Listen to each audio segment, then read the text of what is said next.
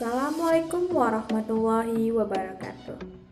Saya Aldina Delvianti dari Pendidikan Sejarah kelas 3B di Universitas Riau akan menjelaskan atau menerangkan materi tentang Budi Utomo, awal perkembangan dan perjuangan melawan penjajah kolonial. Nasionalisme di Indonesia murni merupakan bentuk dari perlawanan terhadap kolonialisme. Kebangkitan nasionalisme di Indonesia tak lepas dari bangkitnya nasionalisme di Asia.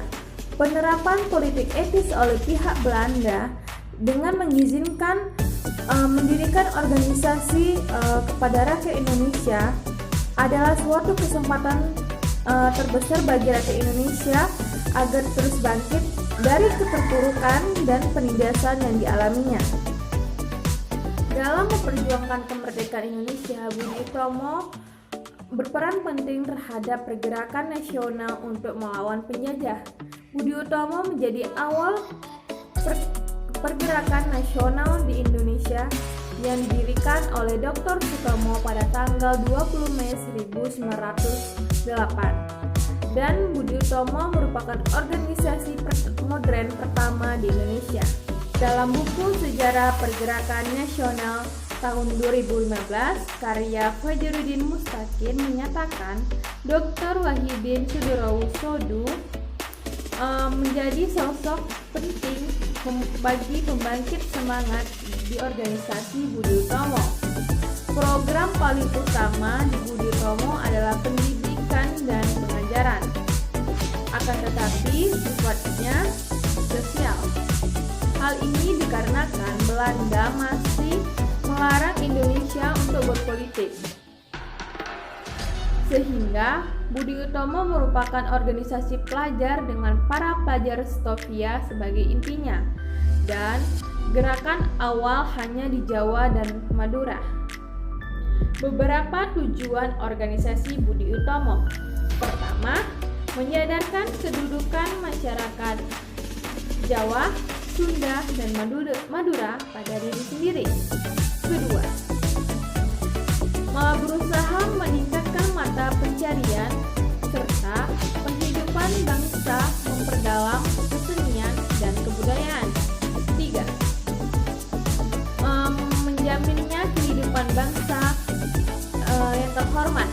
Keempat, fokus pada masalah pendidikan dan pengajaran.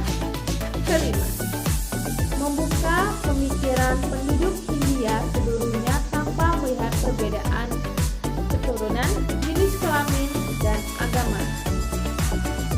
Dari tujuan tersebut, Budi Utomo secara tersirat mencakup kehormatan bangsa. Bangsa yang terhormat adalah bangsa yang memiliki derajat yang sama dengan bangsa lain, sedangkan bangsa Indonesia saat itu tidak terhormat karena masih dijajah Belanda. Namun Budi Utomo tetap tidak bisa mendeklarasikan sebagai organisasi politik secara terang-terangan karena Belanda selalu menguasai pergerakan Budi Utomo dengan ketat. Dengan berdirinya organisasi Budi Utomo ini bergabunglah beberapa tokoh yang memiliki kapasitas luar biasa, di antaranya Dr. Wahidin Sudirohusodo, Sutomo, dan Soeraji. R.A. Tirtokusumo, Bupati Karanganyar yang kemudian ditunjuk sebagai ketua organisasi ini, dan juga terdapat tokoh-tokoh baik dari kalangan tua dan muda lainnya. Peran Budi Utomo yang cukup penting bagi kehidupan masyarakat dan negara tidak hanya bermanfaat bagi pemerintah kolonial.